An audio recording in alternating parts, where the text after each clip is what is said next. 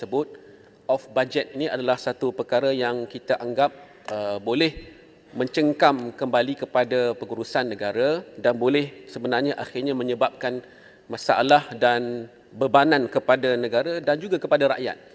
Jadi dalam konteks ini, bila kita lihat berkenaan dengan projek 5G terutamanya yang tidak dilaporkan, tidak diucapkan oleh Menteri Kewangan dalam ucapan belanjawan beliau, apakah kita mesti tanya dan teliti perkara-perkara ini dan dimaklumkan ke dalam Dewan Yang Mulia ini berkenaan dengan urusan-urusan off budget tersebut dari segi tata kelolanya, dari segi scrutinize-nya, bagaimana kita boleh semak dan imbang perkara-perkara tersebut.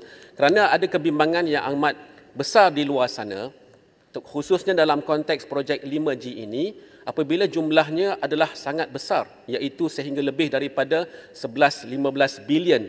Dan saya percaya ini juga mesti diteliti di dalam Dewan Yang Mulia ini supaya ianya ada satu kaedah, mekanisme semak dan imbang yang lebih teliti. Saya juga ingin bangkitkan, jika Pak Direktur setuju, supaya kita semak semula berkenaan dengan approach, pendekatan yang diambil dalam pelaksanaan 5G. Apakah single network wholesale approach itu adalah satu kaedah yang terbaik, sedangkan di negara-negara yang lain seperti di Korea ataupun di Singapura tidak dilaksanakan pendekatan tersebut.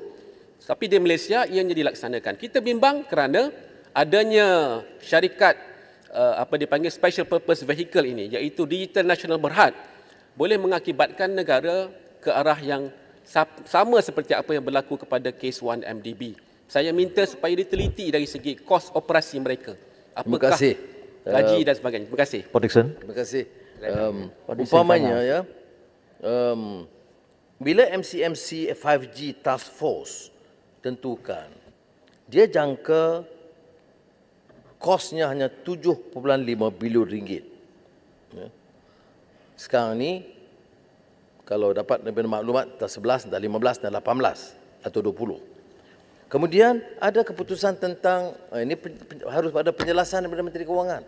Mengapa ada 11 billion turnkey contracts? Ini apa maksudnya ini? Kita tengok pelanggaran peraturan dan kerugian kewangan selama puluhan tahun ini kerana kelonggaran yang diberikan. Dan sebab itu saya katakan, walaupun kita boleh diberikan, boleh membuai rakyat dengan sedikit-sedikit limpahan ni yang ada baiknya, tetapi kita tak boleh lagi daripada kenyataan bahawa yang bocor ini dan kontrak-kontrak yang kemudian memberi keuntungan dan komisen berlebihan terlalu tinggi. Sebab itu kalau saya bawa kes Pandora Papers, kan ada kaitan. Ya, Perdana Menteri bagi jaminan kepada saya bahawa beliau akan panggil Lembaga Hasil Dalam Negeri, SPRM, Bank Negara Malaysia dan Jabatan Siasatan dan Jenayah Polis Diraja Malaysia. Ya, betul boleh panggil. Tapi saya nak peringatkan Perdana Menteri dan Menteri Kewangan. Hal ini kalau ikut daripada Global Financial Integrity Report sejak 2012 yang hebah tentang hal pengaliran dana haram. Selalu disebutkan tak ada salah tax haven. Saya tak kata salah tax haven. Saya kata pengaliran dana haram, illicit outflow of funds, illicit. Illicit tu ya haramlah. Jadi maknanya sumbernya itu sumber sama ada rasuah atau perjudian, wang perjudian atau wang perdagangan manusia ataupun rasuah, semua dicampur dan disebut dalam kategori illicit. Saya sambut baik kenyataan bahawa mereka akan buat kajian. Ya. Tetapi saya nak tegaskan di sini bahawa tidak mudah untuk kita menerima kenyataan. 5 pegawai SPRM datang ke pejabat saya untuk bincang, minta kalau ada maklumat tambahan. Saya ada kesukaran untuk pergi ke SPRM dan beri kenyataan.